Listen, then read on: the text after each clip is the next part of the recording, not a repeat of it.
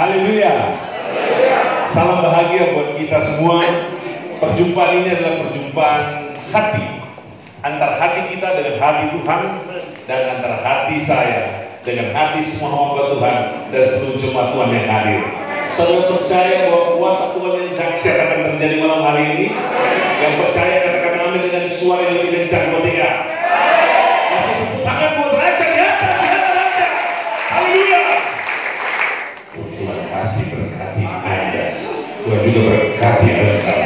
Tuhan berkati kita semua dengan kapasitas berkat yang sangat luar biasa.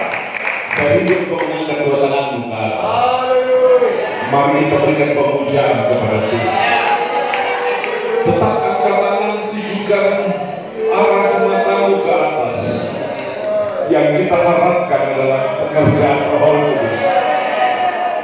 Tidak boleh kita mengaku orang Pentakosta kalau kita tidak merasakan bagaimana suasana api Pentakosta. Tidak boleh kita berkata bahwa kita pendeta BPDI, pendeta Pentakosta, kalau kita tidak berbicara, berkhotbah, melayani, bersaksi dalam urapan Pentakosta oleh urapan kuasa Roh Kudus. Saya percaya gereja-gereja di daerah ini masih ini berdiri karena kuasa Pentakosta. Angkat lebih tinggi tanganmu, kasih penghormatan kepada Tuhan. Haleluya, haleluya. Semua yang tunduk pada Roh Kudus, semua memuji Yesus, memuji Bapa di surga, menghormati Roh Kudus. Tidak ada mulut yang diam, tidak ada mulut yang terkatup. Semua kasih pujian, kasih penyembahan untuk Tuhan saja. Tuhan ataskan oleh Allah. Glory, glory, glory, glory, glory, glory, haleluya. Glory, haleluya, haleluya. Anak-anak muda, mana pujian penyembahanmu? Ibu-ibu, mana penghormatanmu kepada Tuhan? Bapak-bapak, mana pujianmu kepada Tuhan? Hamba-hamba Tuhan, mana hormat kita kepada Roh Kudus? 2 menit lagi, haleluya.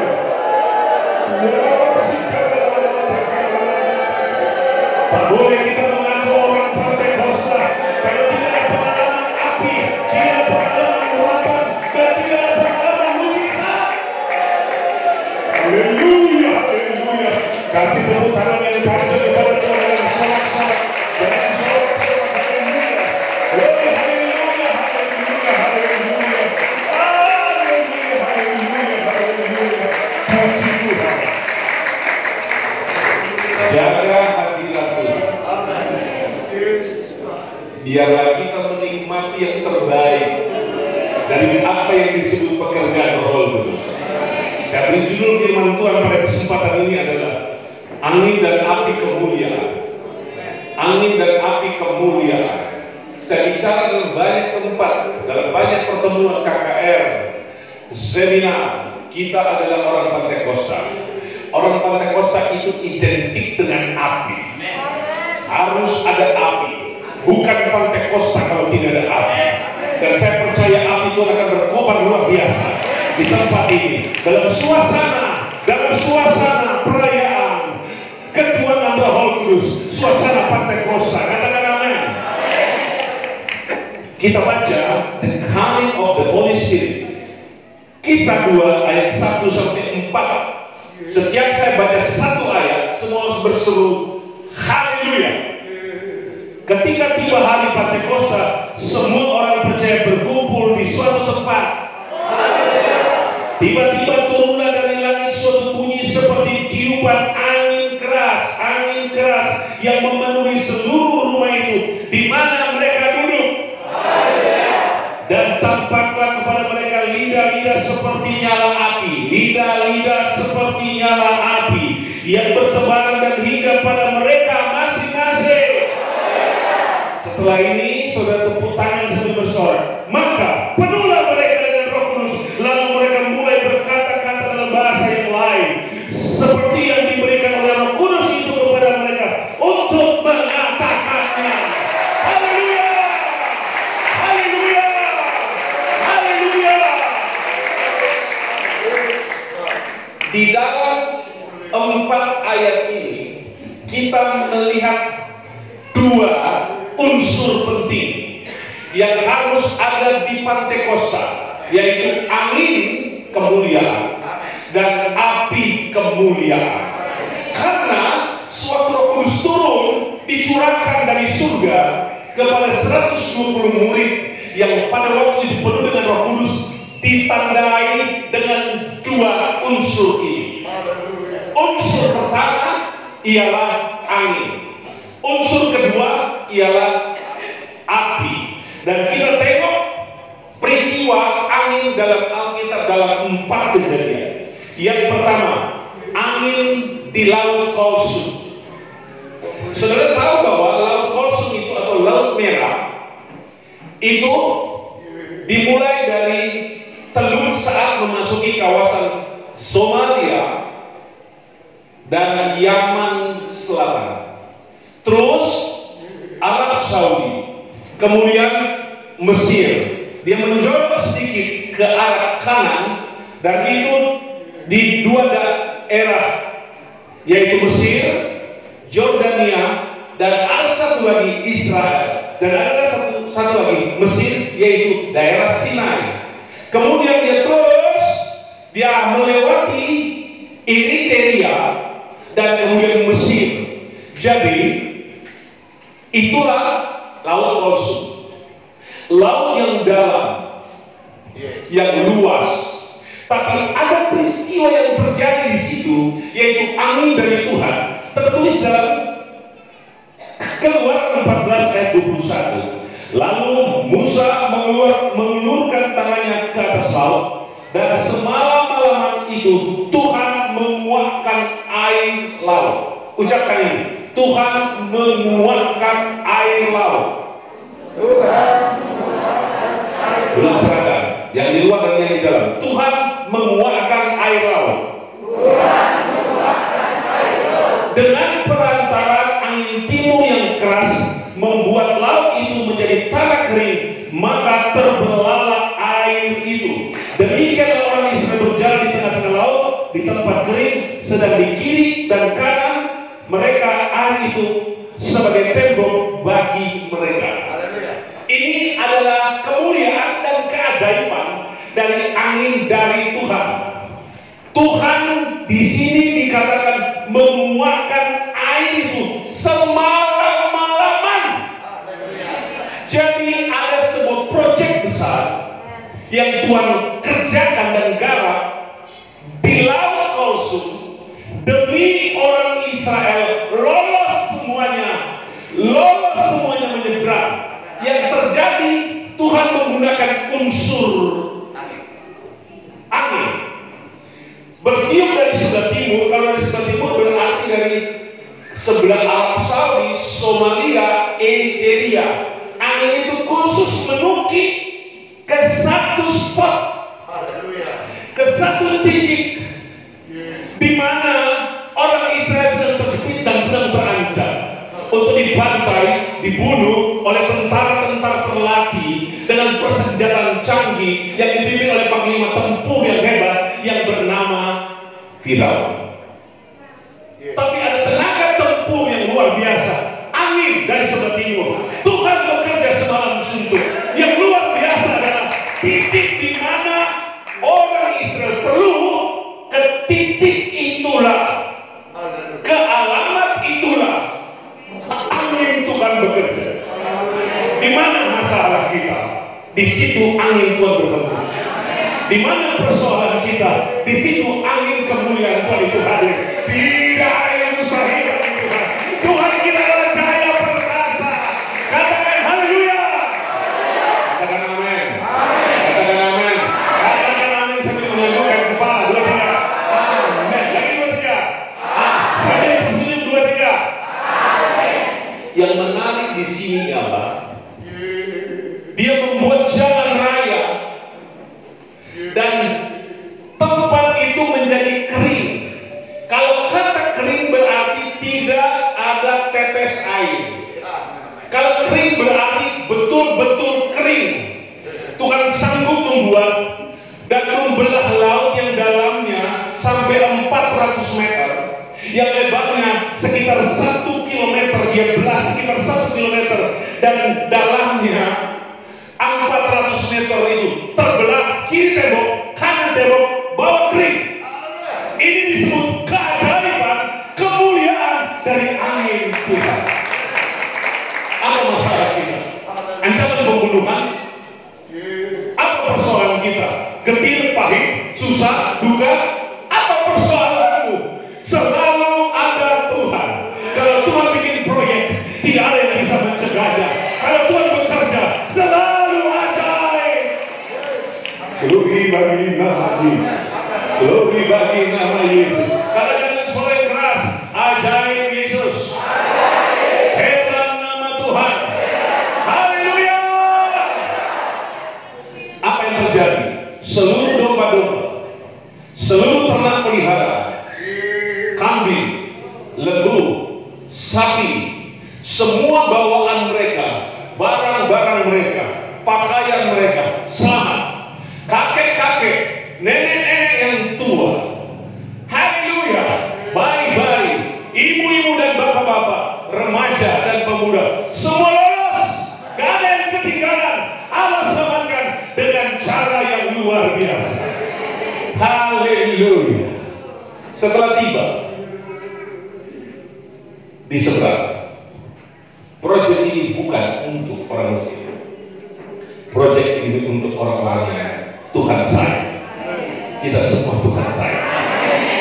Katakan ini, saya Tuhan saya. Katakan ke teman yang disamping, engkau pun Tuhan saya. Temanku Tuhan saya. Proyek dan kemurahan Tuhan selalu untuk kita, bukan untuk yang lain. Buktinya setelah tiba, angin Tuhan itu berhenti berhembus. Dan apa yang terjadi? Tembok air yang tiada satu tetes pun bisa mengalir dari kiri dan kanan, dan mereka bisa melihat akuarium terbesar di dunia. Mereka bisa lihat hiu, bisa melihat ikan apa ini, kurupan, kerang. Mereka bisa melihat apa lagi? Kerang-kerang. Mereka bisa melihat hiu gratis. Akuarium terbesar di dunia pernah tercipta dan disaksikan oleh Musa dan kawan-kawan. Mau lihat akuarium yang indah? Mau? Mau? Tunggu ancaman dulu. Baik, lolos kan? Setelah ini, karena memang Tuhan ciptakan mujizat untuk orang-orang percaya. Saya senang dengan peristiwa ini, mengajar saya untuk bergantung sama Tuhan, mengajar hamba-hamba Tuhan bergantung sama Tuhan. Haleluya. Nomor 2, angin di padang pasir. Orang Israel sudah lolos, tetapi mereka kemudian melakukan komplain, tuntutan sama Tuhan. Mereka bilang, di Mesir kami makan daging, kami makan terong, kami makan bawang prei, kami makan hal-hal yang nikmat, yang sedap-sedap. Di sini kami cuma makan mana. Kami cuma makan mana. Ingat, mana adalah roti sempurna yang Tuhan kirim dari langit. Itu adalah menu gizi paling sempurna, lengkap vitamin A, B, C, dan D, lengkap semua jenis vitamin. Karena kalau Tuhan bikin menu, pasti menunya lengkap. Itu rasa manis, rasa madu, rasa susu, dan semua rasa ada di situ. Tapi mereka pandang enteng berkat Tuhan. Saya kasih informasi ya, kita semua hidup karena kemurahan Tuhan ya. Jangan pandang enteng berkat Tuhan walaupun cuma Rp1.000. Jangan pandang enteng berkat Tuhan walaupun cuma Rp100.000. Apa yang Tuhan kasih, bilang begini, makasih Tuhan, ini adalah berkat-Mu. Tapi orang memasak semua cinta Tuhan, semua mengasihi Tuhan. Saya punya teman orang memasak gembala di Sulawesi Tengah, namanya Pendeta Agus Rolangan. Tapi beliau sudah almarhum tahun yang lalu ya. Beliau meninggal tahun yang lalu. Ya, saya tahu orang memasak itu baik-baik semua. Amin. Semua ramah, amin. Semua bersyukur atas berkat Tuhan, amin. Beda dengan orang yang ada di Amerika. Karena mereka protes, ini yang terjadi. Bilangan 11 ayat 1. Lalu bertiuplah angin yang dari Tuhan asalnya, dibawanya burung-burung puyuh dari sebelah laut, dan dihamburkannya ke atas tempat perkemahan dan di sekelilingnya, kira-kira sekali perjalanan jauhnya ke segala penjuru, dan kira-kira 2 hasta tingginya dari atas muka bumi. Apa yang Tuhan kirim? Daging burung puyuh. Daging burung puyuh adalah daging paling empuk dan nikmat sekali. Itu yang Tuhan kasih. Apa yang dia buat? Dia kirim angin dari sebelah laut, yaitu dari laut Kolsum. Dan saya berpikir bahwa burung-burung ini dari daratan Afrika, dari Chad, Eritrea, Somalia, Ethiopia, Mesir. Semua burung-burung yang lagi cari makan di Afrika Utara disapu bersih oleh angin Tuhan. Dan aneh, hanya burung puyuh yang kena jaring angin Tuhan. Nggak ada, cuma spesial burung puyuh. Saya tanya sama saudara, ini aneh atau ajaib? Ini aneh dan ajaib.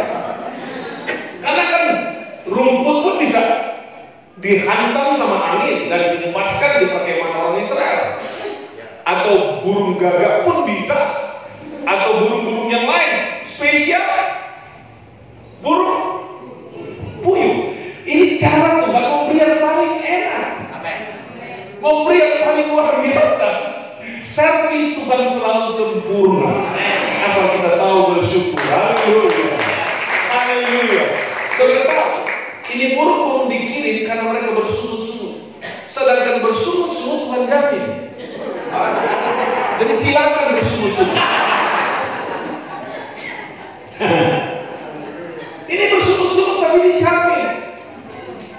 Apalagi berdoa dengan sungguh. Mana saudara pilih bersungut-sungut kemudian dapat jawaban, atau bersyukur dan dapat jawaban yang lebih dahsyat? Saudara tahu, mereka kemudian dapat berkat 2 hasta tingginya dari tanah di perkemahan, sehari perjalanan, sehari 2 hari. Sehari perjalanan. Orang memasak itu 1 harinya 12 jam bisa jalan berapa kilometer? 1 jam berapa kilometer aja? 3. Jadi kalau 10 jam? 30 kilometer jauhnya keliling, tambah 2 hasta tingginya sekitar 1 meter, itu ikan burung puyuh, banyak atau sedikit? Dan akhirnya mereka dihinggapi oleh roh rakus. Mereka makan itu barang. Dan mereka kemudian dapat hukuman dari Tuhan. Banyak orang yang mati karena rakus. Maka digali sebuah lubang dan dikuburkan di situ, namanya Kibro Ta'awa, yang artinya kuburan orang-orang rakus. Saya mau bilang, kalau kita diberkati, jangan rakus. Kalau Anda diberkati, jangan rakus. Amin. Tuhan punya pun dimakan. Milik Tuhan pun dimakan, itu namanya rakus. Kasih tepuk tangan kepada Tuhan.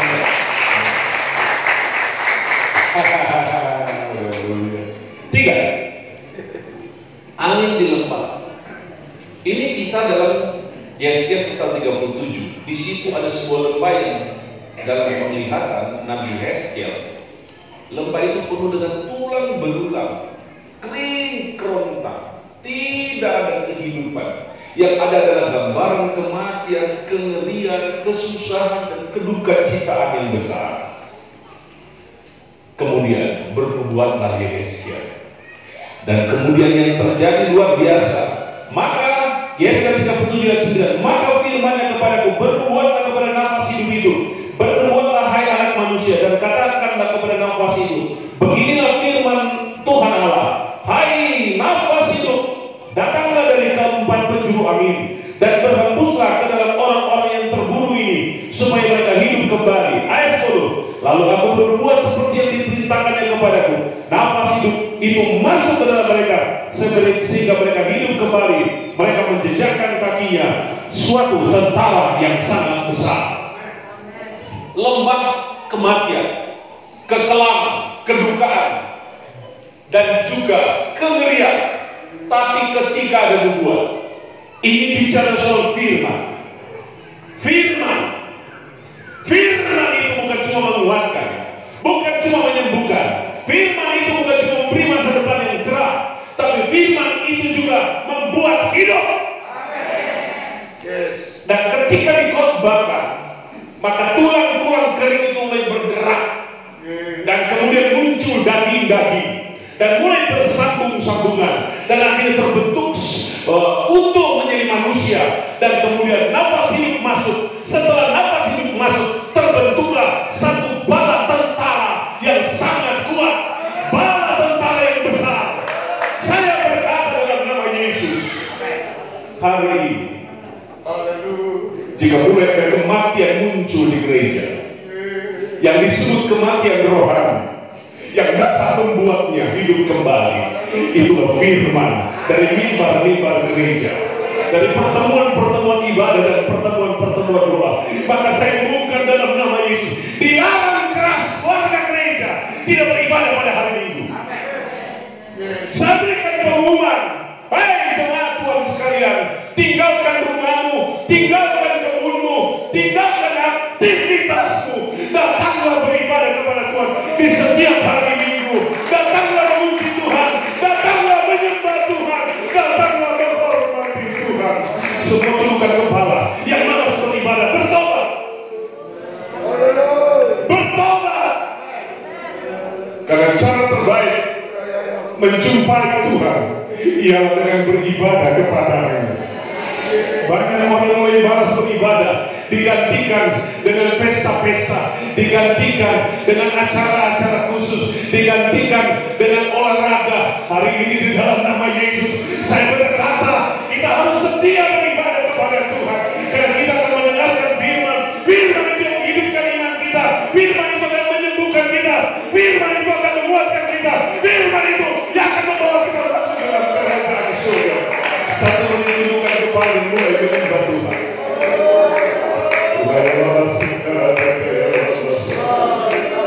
Glory yang di luar menyembah Tuhan, di kanan saya menyembah Tuhan, yang di depan sekali di sana semua menyembah Tuhan. Hormati Tuhan, hormati hadiratnya. Haleluya, haleluya, haleluya, haleluya. Terus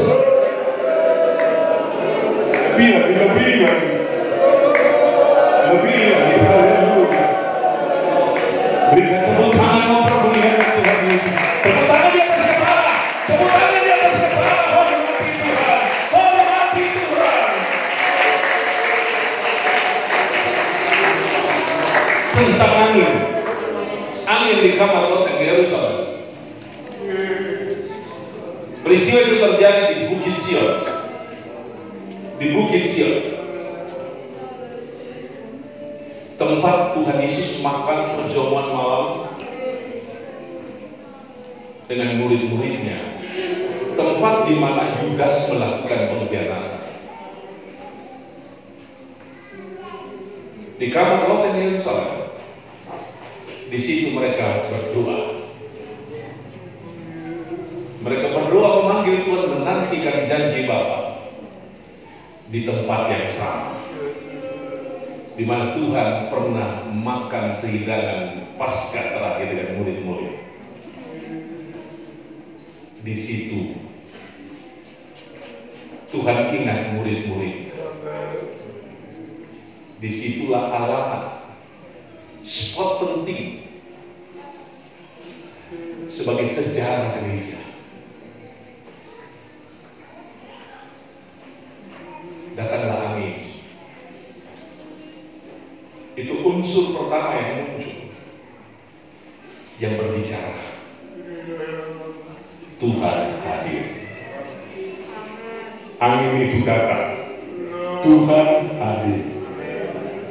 Roh Kudus hadir.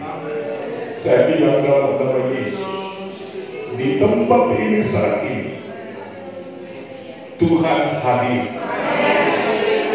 Roh Kudus hadir. Dia datang jamaah Bapak Gembala, dia jamaah Ibu Gembala, tua-tua sidang dan majelis, dia jamaah seluruh jemaat yang datang dan teman-teman hamba-hamba Tuhan. Dia lelasikan dan angin itu memenuhi, angin keras itu memenuhi seluruh rumah ini. Tuhan hadir. Tuhan hadir untukmu. Tuhan datang untukmu. Dia spesial berkarya untuk umat ini. Oh, angkat tangan kananmu dan taruh tangan kirimu di hatimu. Tak ada yang tidak bereaksi terhadap kehadiran Tuhan hadir. Tuhan hadir. Tuhan hadir dalam rohnya, dalam rohnya. Haleluya. Laut langsung terbelah. Dia kirim burung-burung puyuh dan dia buat yang mati bangkit kembali, dan dia buat kita semua dipenuhi dengan Roh Kudus pada malam hari ini. Berikan tepuk tangan permuliaan Tuhan Yesus. Saya bicara kedua, api kemuliaan Tuhan. Api kemuliaan Tuhan. Mari kita katakan bersama-sama api. Api sambil tutup mata. Api, api, api, api, api. Api turun di Mamasa. Api turun di tempat ini. Api Tuhan melanda seluruh Sulawesi Barat. Api Tuhan melanda seluruh pulau Sulawesi. Api Tuhan melanda datang untuk seluruh Indonesia. Oh, haleluya.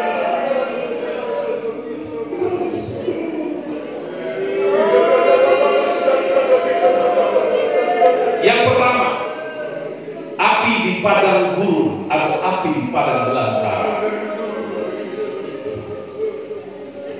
Padang belantara berbicara soal kekeringan, ketidakpastian,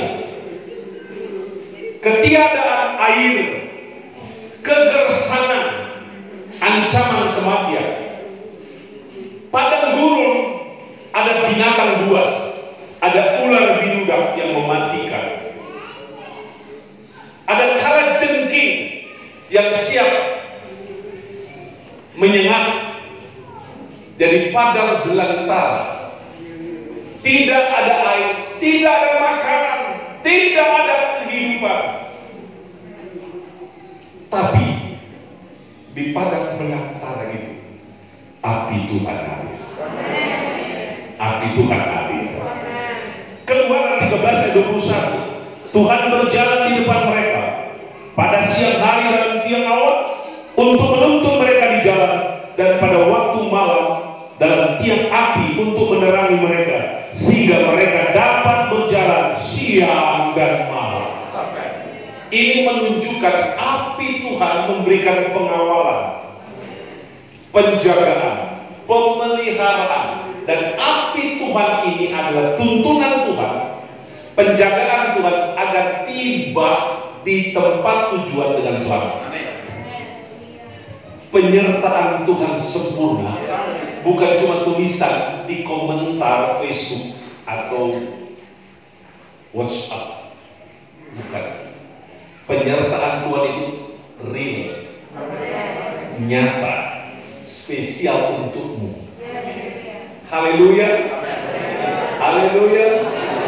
Kalau tiap awan di waktu siang, dia melindungi kita dari terik mentari, panasnya matahari. Jadi dia lingkupi kita sehingga kita itu sejuk dan baik-baik saja. Kalau di malam hari, dia terangi orang-orang Israel yang jumlahnya 3 juta, itu terang benderang, sehingga musuh datang, binatang melata datang, atau binatang buas datang, mereka tahu. Tidak bayar listrik, 3 juta orang itu gratis listrik karena api kemuliaan Tuhan. Senang dengan ini? Senang dengan ini? Tapi saya kasih tahu berita jeleknya. Kalau keluar dari awan kemuliaan tidak dapat tuntunan Tuhan. Kalau keluar dari api kemuliaan itu berarti tersesat di malam dan bisa diterkam oleh singa padang gurun.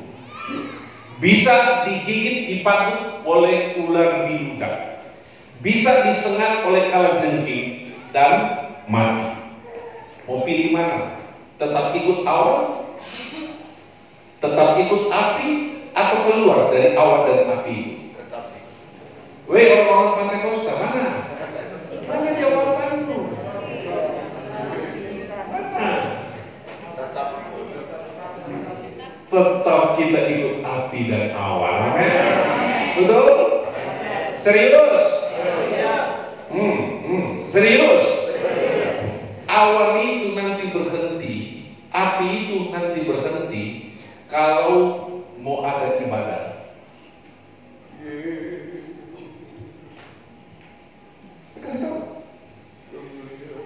Pas berhenti, maka orang-orang Lewi mulai tanam patok, bikin dan bangun mezbah, dirikan kemah sembahyang, dan mereka mulai beribadah. Mau ikut awan? Mau ikut api? Saya tanya nih, jawab. Mau ikut api? Ibadah. Ibadah. Haleluya. Ada lagi, mau dengar? Mau dengar? Kalau sudah berhenti itu awan dan api, maka sudah dibangun itu kemah sembahyang. Yang terjadi adalah potong kambing domba, potong lembu, potong terkukur, potong merpati. Artinya apa itu, Markus? Korban. Ada korban. Haleluya. Orang memasak mau berkorban, ya jelas kalau ikut api harus berkorban. Kalau enggak ikut api, terserah Anda. Serius? Yang ketiga, mau ikut api? Amin. Benar. Benar. Haleluya. Di setiap kali berhenti ada firman. Ada firman. Tuhan berfirman dari dalam awan dan dari dalam api. Jadi firman itu apa? Aturan. Saya tanya teman-teman saya, mau diatur? Atau atur diri sendiri? Ada yang tersinggung? Saya memang spesial untuk bikin tersinggung. Makin tersinggung makin senang saya. Karena buktinya Anda masih hidup. Buktinya Anda masih punya pikiran. Buktinya Anda masih punya hati. Kalau tidak ada otak, sudah tidak tersinggung. Kalau tidak ada hati, tidak ada tersinggung lagi. Silakan tersinggung. Aku tersenyum.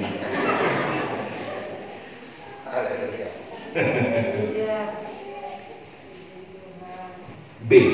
Api di tabernakel. Api di tabernakel. Bilangan 9:15, pada hari didirikan kemah suci, maka awan itu menutupi kemah suci, kemah hukum Allah. Dan pada waktu malam sampai pagi, awan itu di atas kemah suci kelihatan seperti api. Seperti api. Kemah suci itu adalah rumah Tuhan. Di tempat terdepan, di halaman ada mezbah korban bakaran.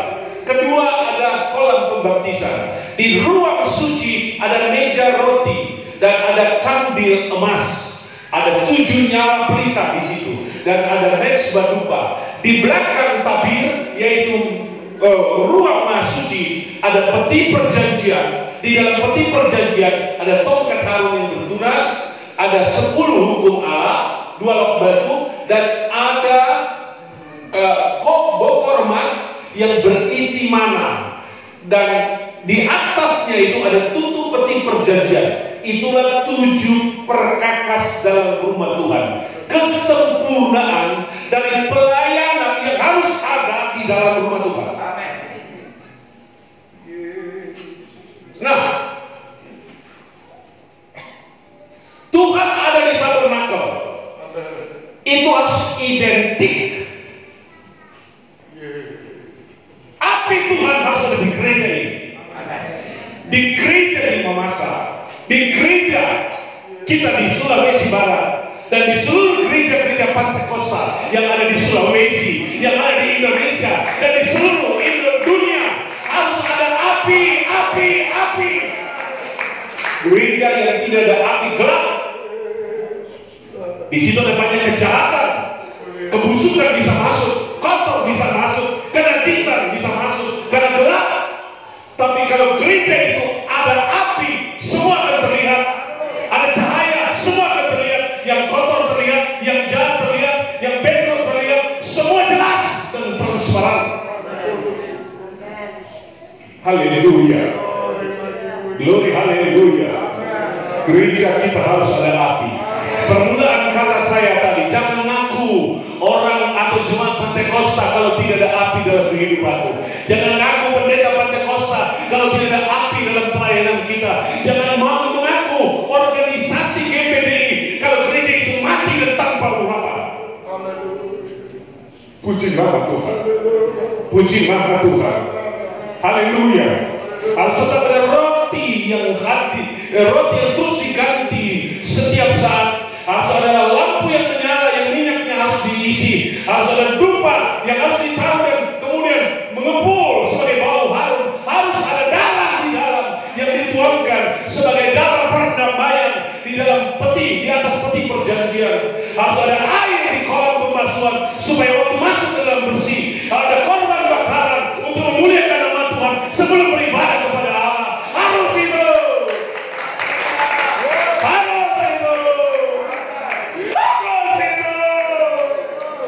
Jangan sampai gereja kita ditinggalkan oleh Roh Kudus. Seperti yang terjadi dalam Yehezkiel, awan kemuliaan Tuhan meninggalkan rumah Tuhan, karena rumah Tuhan sudah bolong-bolong, dan di dalam rumah Tuhan ada dewa Tamus, di mana banyak orang yang menyembah dewa-dewa dalam rumah Tuhan.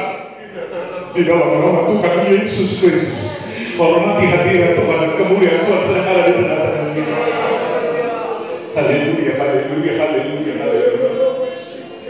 Kita sedang ada dalam pertarungan besar, seperti yang terjadi di Gunung Karmel. Ada dewa-dewa yang dipuja. Ada 400 nabi Baal. Ada 450 nabi Dewi Asitoret.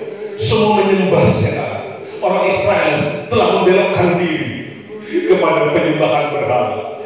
Hanya ada satu hamba Tuhan yang tetap fokus, tetap komitmen. Elia, ketika mereka berkumpul di atas Gunung Karmel, 850 nabi-nabi setan, politeisme, penyembah setan, menganggap puji-puja untuk dewa mereka sambil menore-nore dan membuat luka pada daging tubuh mereka. Tidak ada api turun dari langit. Enggak, no, nihil. Elia bilang, bikin mesbah, taruh kayu bakar, taruh lembu, siram dengan air, penuhi parit-paritnya, basah. Setelah basah, tidak ada kemungkinan untuk terbakar. Dari mana datangnya api? Dia menengadah ke atas. Dia panggil Allah Abraham, Ishak dan Yakub. Dia berseru dengan suara yang kencang, jawablah aku. Tiba-tiba turunlah api dari langit, menjilat korban bakaran, menjilat kayu bakar, menjilat batu mesbah, menjilat semua tanah di sekitar itu. Bahkan air itu menjadi laksana bensin, laksana bahan bakar, menjadi api yang luar biasa. Api dari langit dapat membakar daging mentah, Api dari langit dapat membuat batu menjadi abu. Api dari surga dapat membuat air di parit itu jadi kering terbakar. Pada saat ini dalam nama Yesus.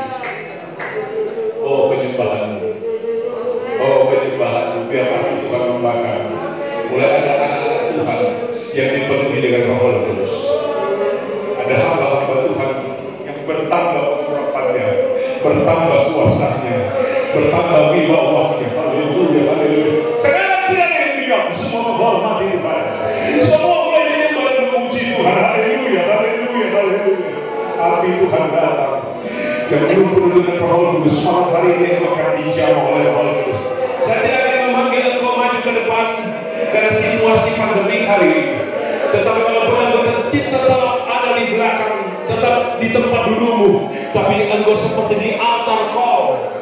Yang akan turun menjamah engkau bukan tangan hamba Tuhan, tapi akan turun menjamah engkau adalah tangan sorga, tangan kanan Allah dan tangan kiri Tuhan. Haleluya, haleluya, haleluya, haleluya. Yang terakhir, sambil engkau menyembah Tuhan, api di kamar loteng Yerusalem. Dan tampaklah kepada mereka lidah-lidah seperti nyala api yang bertebaran dan hinggap pada mereka masing-masing. Lidah-lidah api turun untuk teman-teman yang ada di sebelah kiri saya, untuk hamba, untuk semua yang ada di sebelah kanan saya, untuk semua yang ada di belakang gereja ini, dimanapun engkau duduk hari ini, untuk semua jemaat Tuhan yang ada di dalam gereja. Lidah-lidah api ada di atasmu masing-masing dan hingga padamu masing-masing, hingga padamu masing-masing. Haleluya. Lidah-lidah api ada atas ibu-ibu gembala dan bapak-bapak gembala dan murid-murid sekolah Alkitab.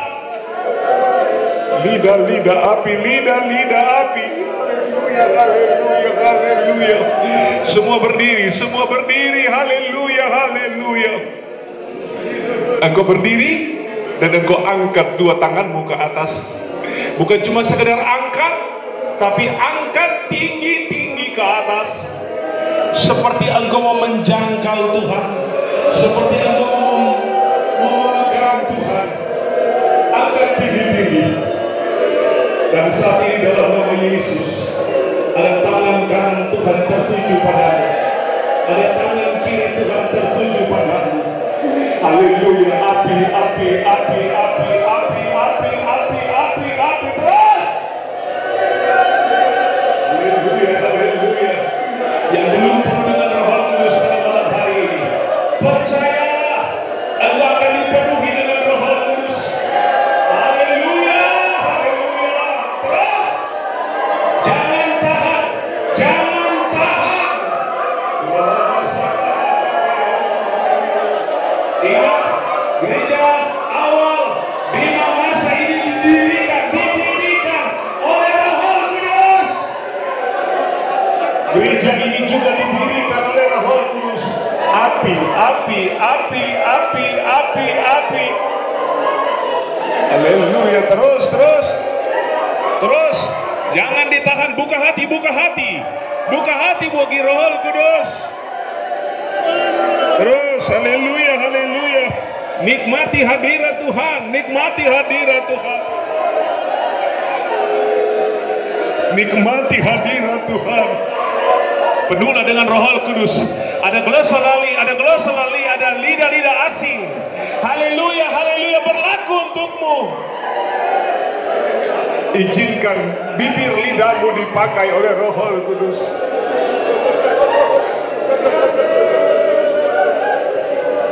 Terus, terus, terus, terus.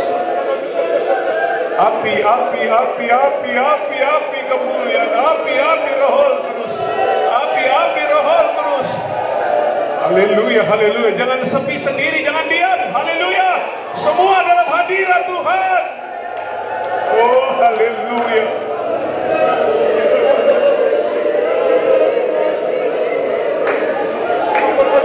Terus, haleluya, terus, haleluya, haleluya, haleluya.